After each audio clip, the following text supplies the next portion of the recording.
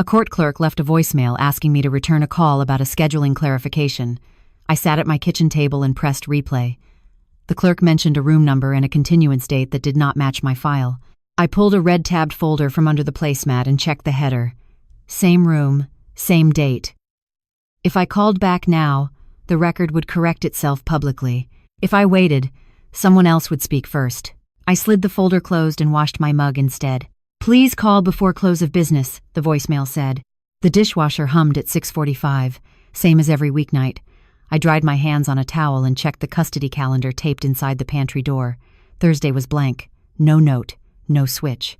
I smoothed the paper anyway, like pressure could change ink. The red tab stayed hidden under the placemat. Eli came home with his backpack dragging the tile. He kicked off his shoes and climbed onto the stool by the counter.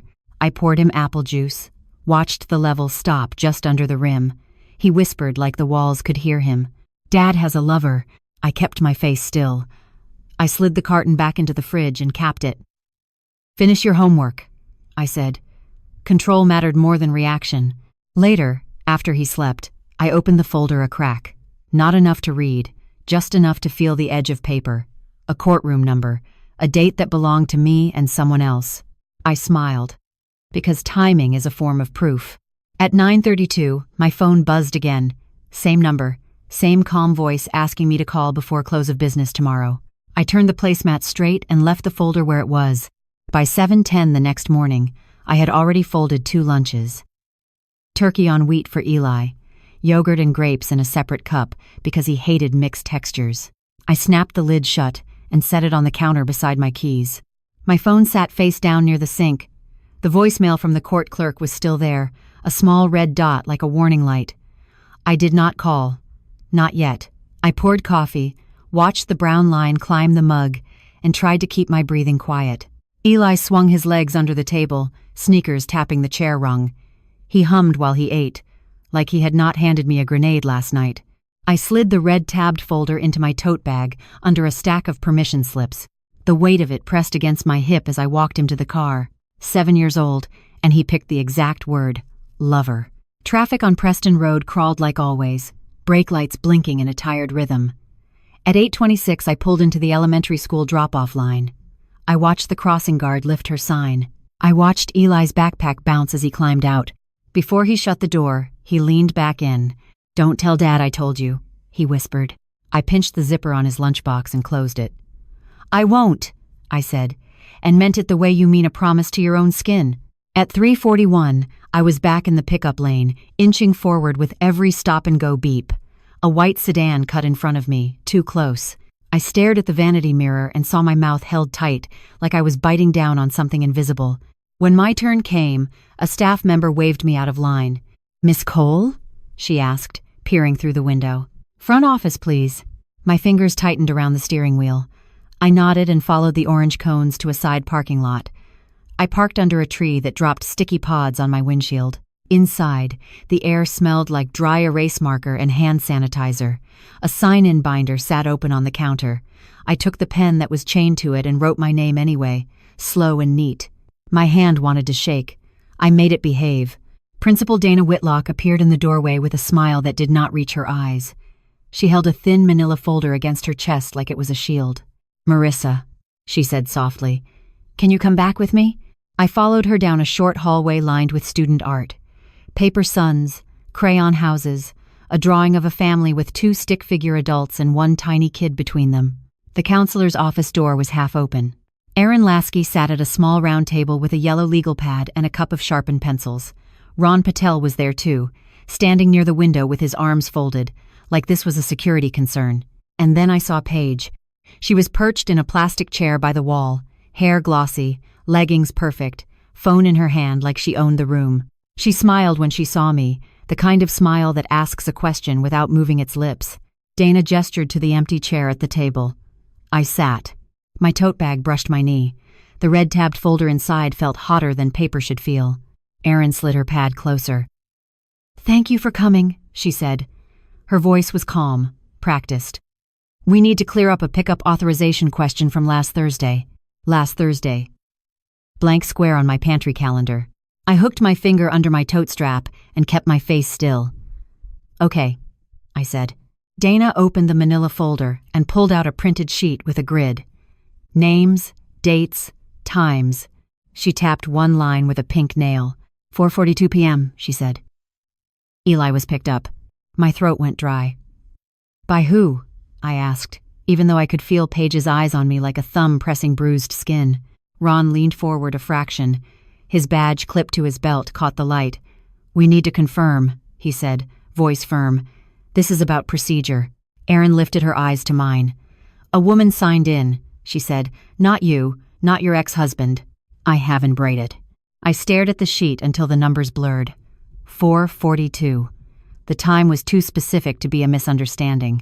Paige let out a small laugh, like this was entertainment. Maybe Marissa forgot, she said. She gets overwhelmed. Dana's mouth tightened. Erin's pencil paused above the pad. I could feel heat rise in my neck. I pressed my palm flat on the table, anchoring myself to the wood grain. The red folder tab in my tote bag seemed to pulse against my leg. Paige tilted her head. Honestly, she said, louder now, she's unstable, don't let her take him. The room went silent in a way that had weight. I heard a copier whir somewhere down the hall. I heard my own breath scrape. I turned my head slowly toward Paige. I did not raise my voice. I did not smile. Say it once more. On record. Her eyebrows jumped. Ron's arms loosened. Dana's eyes flicked to Erin's pad. Erin's pencil moved, quick and clean. Paige, she said gently, but her tone had a line in it. This is not the place for labels. Paige waved her hand like shooing a fly. I'm just saying what everyone sees, she said, and looked at Dana as if expecting agreement. Dana did not give it. Dana slid the printed sheet across the table toward me instead. There is a signature, Dana said, and there is a name. My fingertips touched the paper, cold, smooth. I traced the ink with one nail, following the curve of the first letter like it might change if I stared hard enough. The name was unfamiliar, but the handwriting was confident. The time was exact. 4:42. Erin kept writing. Ron watched Paige like he was measuring her distance from the door. I lifted my tote bag onto my lap and opened it halfway, just enough to see the red tab beneath the permission slips. I did not pull it out. Not yet. I wrapped my fingers around the tab and held it like a steering wheel. Dana leaned in. Marissa, she said, quieter now. Do you know this person? I swallowed. No, I said. It was true, and it was not the whole truth. Erin's eyes flicked to the tote bag, then back to me. Eli mentioned something, she said carefully. Something he heard. My pulse kicked against my ribs. She slid her pad a little closer, turning it so I could read one line at the top, written in neat block letters. It said, Dad said she is our new friend. If you are Grode. I lifted my eyes, and Paige's phone was already in her hand, screen tilted like she was ready to text someone the moment I blinked. I drove home with Eli's booster seat buckled empty, because he was still in aftercare. My hand stayed at 10 and 2 like a driving instructor lived in my ribs. At a red light, I stared at the dried sap spots on my windshield and tried not to imagine a stranger signing my kid out like a library book. When I got home, I set my tote bag on the kitchen table corner and pulled the red-tabbed folder out in one clean motion. The tab caught on the placemat, and I yanked harder than I meant to. Paper rasped. The sound made my teeth itch. I smoothed the top page flat with my palm. Not because I was calming down, because I was aiming. I stopped smoothing papers to soothe myself. I smoothed them to build a case. The clerk's voicemail had a callback number. I dialed it and set the phone on speaker beside my mug, the one with a hairline crack near the handle. My thumb hovered over the mute button, like silence was a tool I could use. A woman answered with a practiced tone. Clerk's office, she said. This is Monica. My name is Marissa Cole, I said. You left me a voicemail about a scheduling clarification. Keys clicked in the background. Date of birth? She asked. I gave it. I watched the second hand on the stove clock jump. My foot tapped once against the chair leg and I forced it still. All right, Monica said. There is a mismatch on a continuance notice. Room 212. Same date appears on 2 matters. I only have one, I said. That's why I called, she replied, like she had said it 100 times. The other matter includes your ex-husband's name as an interested party. My throat tightened around the air. My ex-husband is not part of my filing. A pause. Paper shuffled. "It is not your filing," she said. "It is tied to a workplace complaint with your ex-husband listed." I stared at the red tab like it had just moved on its own. "I don't understand." "I can only tell you what is on the docket line," she said. "If you need more, you request the packet." Packet. My skin prickled. "How do I request it?" "Come in with identification," Monica said, "or have an attorney request it." Attorney meant money. Money meant time. And time was exactly what I had been hoarding. "Thank you," I said, and hung up before my voice cracked. I sat there a second, listening to the dishwasher even though it was not running. My kitchen felt too quiet, like it was holding its breath with me. Then I called Kiara. She answered on the second ring, and I could hear hospital noise behind her. "Talk," she said. She always did that. No fluff. "I got pulled into the school office," I said. "Someone signed Eli out. A woman. And Paige called me unstable in front of everyone." Kiara made a sound like a lid, snapping shut. "Paige did that at a school?" "Yes." "Okay," Kiara said. Her voice sharpened. "What do you need from me?" "I need you here at 5:45, I said.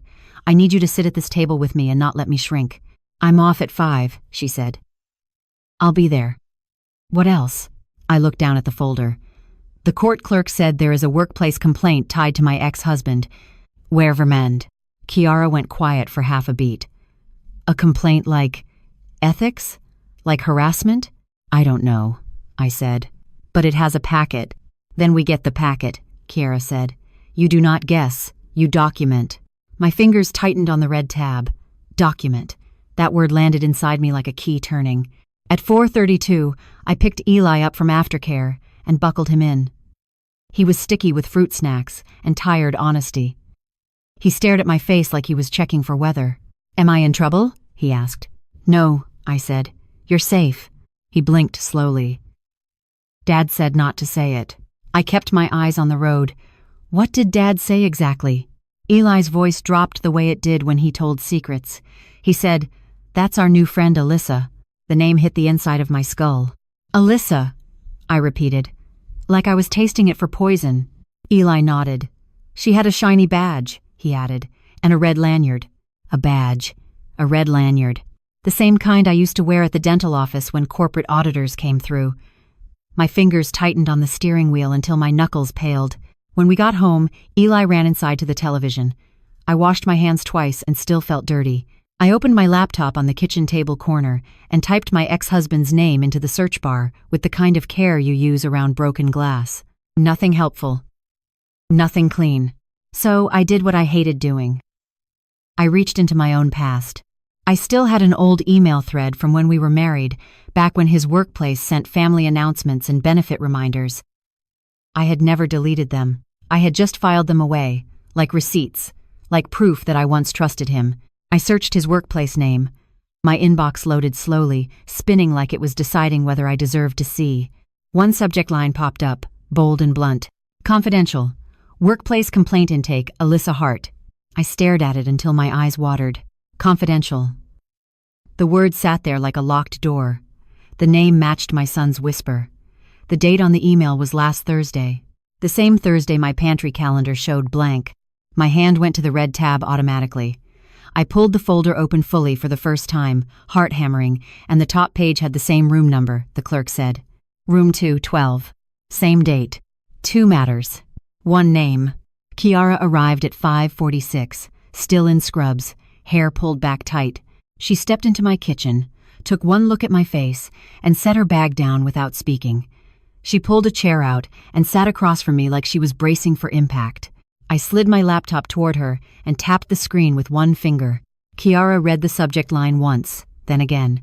Her jaw clenched. "Alyssa Hart," she said. I nodded. Eli said that name out loud. Kiara's eyes lifted to mine, sharp and steady. "So your ex-husband didn't just cheat," she said. "He built a paper trail around it." I swallowed hard, because that was the part that scared me most. Not the lover, the structure. I reached into my tote bag and pulled out the printed pickup sheet Dana had slid across the table.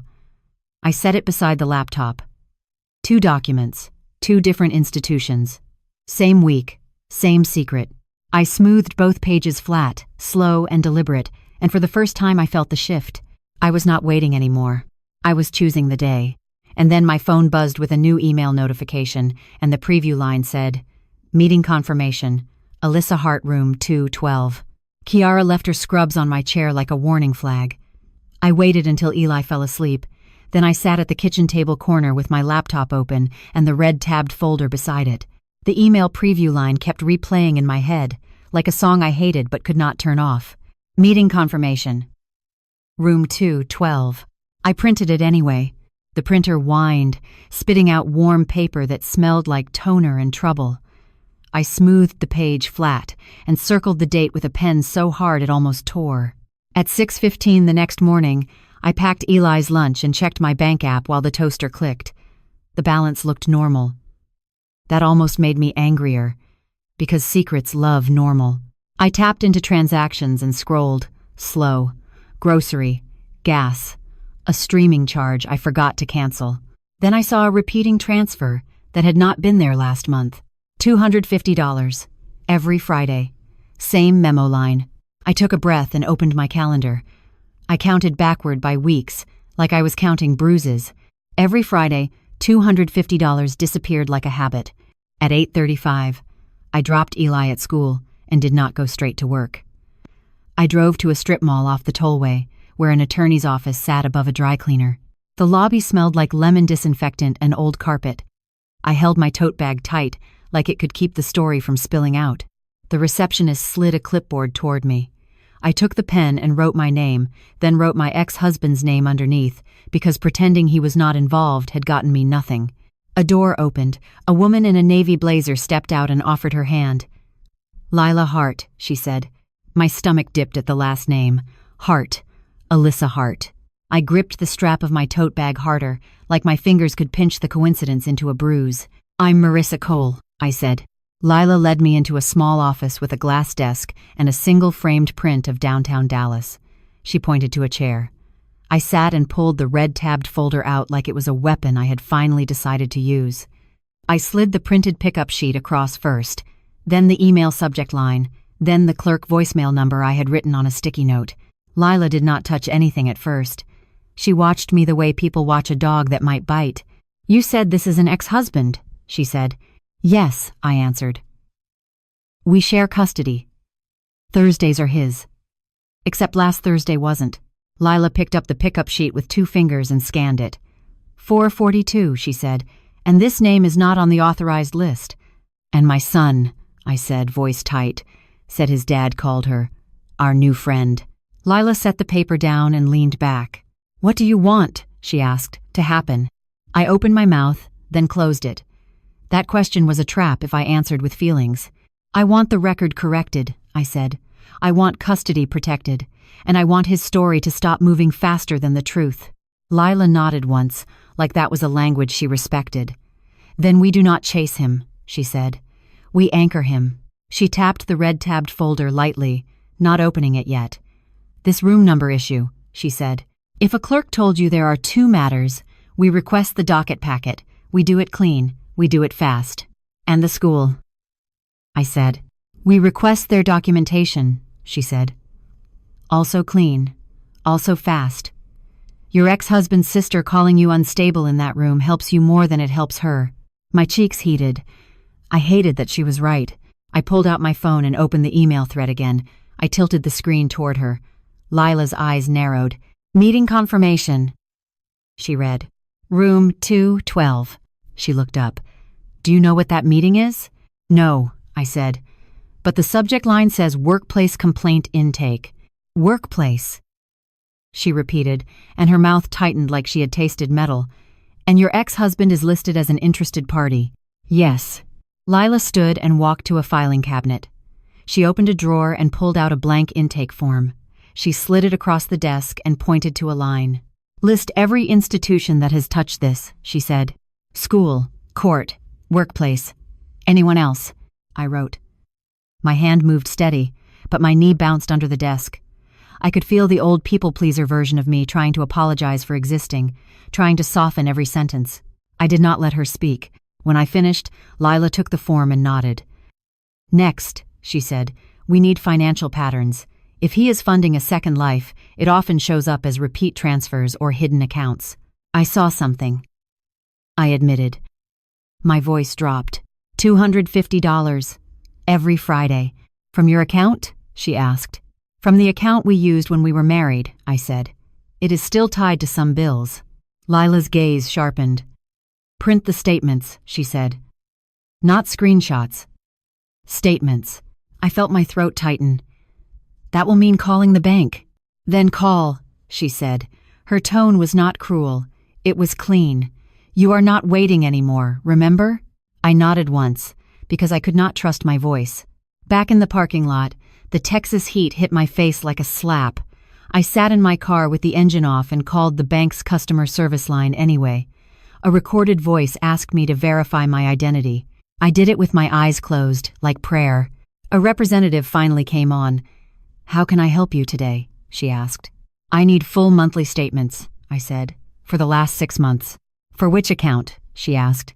I read the last 4 digits and watched my hands on the steering wheel, pale and still. There was a pause.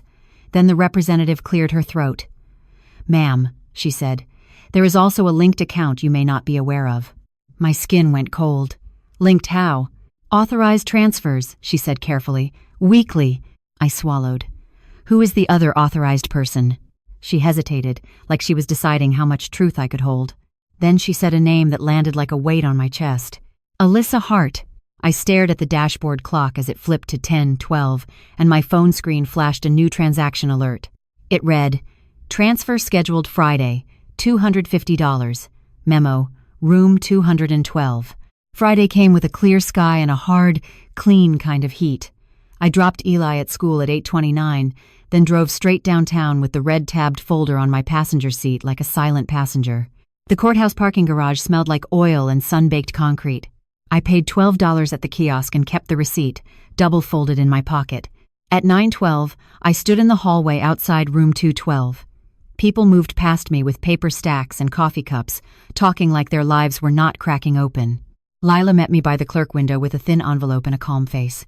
She nodded once, then slid the envelope into my hands like she was handing me a glass. Docket packet, she said. I opened it at the kitchen table speed I had learned this week. Slow, deliberate, thumb under the flap, pages slid out. The top page was a notice with the same continuance date the clerk had said. Same room. Same date. And under Interested Party, my ex-husband's name sat there in black ink. I kept my face still. I could feel the hallway watching anyway. A laugh floated behind me, high and familiar. Paige. She came around the corner in a cream blazer, phone in her hand, lipstick perfect. Ron Patel was with her, badge clipped, like he had been pulled in as a witness again. Behind them were 2 other parents I recognized from school pickup, plus a man in a blue suit who looked like he belonged to someone else's life. Paige's eyes dropped to the papers in my hands. Of course, she said, loud enough for the hallway to hear. She's here to make a scene again. I turned my head and met her eyes. I did not move my feet. Lila's voice stayed low at my shoulder. Do not speak until I nod, she murmured. Paige stepped closer, close enough I could smell her perfume. You really want to drag this into public? She asked. Over a misunderstanding? A misunderstanding, I repeated quietly. She tilted her chin toward the clerk window. Your ex-husband is a good father, she said. You're the one who keeps making things ugly. My fingers tightened on the packet, paper edges pressed into my skin. Then Paige smiled and said it, with the same lazy cruelty she used in the school office. She's unstable, don't let her take him. The hallway sound thinned. A woman waiting on a bench looked up. A bailiff near the door shifted his stance. The man in the blue suit paused like he was deciding whether to record. I turned my body slightly toward Paige and let my voice land clean. Say it once more. On record. Paige's smile twitched. Oh, please, she said louder. Everyone already knows. Ein. Lila nodded once. That was my green light. I stepped to the clerk window and slid the packet under the glass. My hand stayed steady. I'm requesting a correction entered today, I said. This matter intersects with a school record and a bank authorization. The clerk, a woman with reading glasses on a chain, glanced at the pages and then at my face. Do you have documentation? Lila placed a second stack on the counter, binder clipped tight. I watched the metal arms gleam. School pickup authorization record, Lila said, voice firm. Time-stamped, and a bank statement pattern showing weekly transfers tied to the same room number. Paige's breath hitched. Just once. Tiny. But I felt it. The clerk's eyes moved down the papers, then back up. Room 212, she read aloud. Continuance date. She looked toward the hallway, like she could sense the crowd forming without turning around. Ron Patel cleared his throat. "This is getting out of hand," he said, but his voice had lost its certainty. A man I did not recognize stepped closer, badge on a lanyard, the kind of badge Eli had described. Red lanyard. Alyssa Hart. She froze when she saw me. Her eyes flicked to Paige like Paige was supposed to control the room. Paige's face tightened. "Alyssa," she said sharply, like she had not meant for this to happen here. Alyssa lifted her chin and tried to steady her breath. "I'm just here for the meeting," she said. I did not look away from the clerk. I slid one more page forward, the one I had circled in pen. "Weekly transfers," I said. $250. Memo line, room 212. The clerk's eyebrows rose. The woman on the bench leaned forward. The man in the blue suit pulled his phone up, not hiding it now. Paige lifted her hands, palms out, like she was the reasonable one. "That is none of your business," she snapped. Lila's voice cut in, clean as a blade. It became her business when her child was signed out at 4:42. The clerk looked up. 4:42? She repeated, loud enough that the number traveled. Alyssa's mouth opened, then shut. Paige's eyes flashed, searching for a new angle. I finally turned and faced Alyssa directly. I held the packet in one hand and the folded school sheet in the other, like scales. "Did you sign my son out?" I asked, voice quiet, "and write your name like you belonged?" Alyssa's gaze darted to Paige again. Paige said nothing. Paige could not. Alyssa swallowed. "Your ex-husband told me it was fine," she said, and the sentence sounded like a rope fraying. The bailiff by the door stepped closer, attention sharpening. "Ma'am," he said to the clerk, "do you need assistance?" The clerk's eyes stayed on the paperwork. "I need this corrected and noted," she said, "and I need a supervisor." Paige's face went pale under her makeup. I looked back at Paige, and I let the boundary land without heat. "Don't speak about my stability again." Her mouth opened, ready to bite back, but the hallway had already shifted. People were watching her now, not me. The clerk slid the papers back under the glass with a stamp mark bleeding fresh ink on the top page. "Correction request received," she said. "Entered for review." It was not a gavel. It was not an arrest. It was something quieter and worse for them. "A record." Lila leaned in and murmured. "Now." I turned to leave, because leaving is also a kind of control. As I walked away, I heard Paige whisper, sharp and panicked, "Why is your name on the bank authorization?" And Alyssa answered, too soft to hide but too loud to deny, "Because he told me you were his wife." I sat in my car for a full minute before turning the key. The courthouse garage felt darker than it had that morning, like the concrete remembered what it heard. My hands were steady on the steering wheel, but my stomach kept dropping in slow waves. Lila slid into the passenger seat with her bag on her lap. She pulled out a stamped copy and held it between two fingers.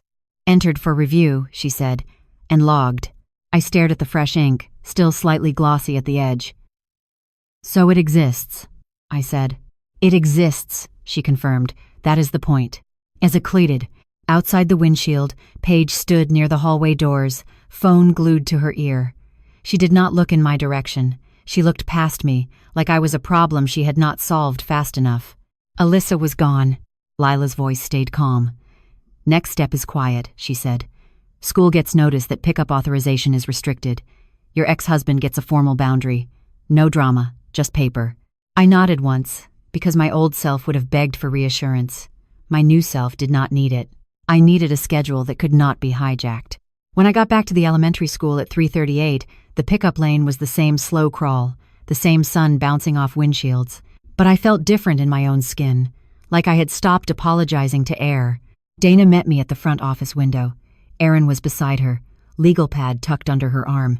Ron Patel stood near the door, eyes scanning the hallway like he was trying to decide where the danger really lived. Dana slid a single-page update across the counter.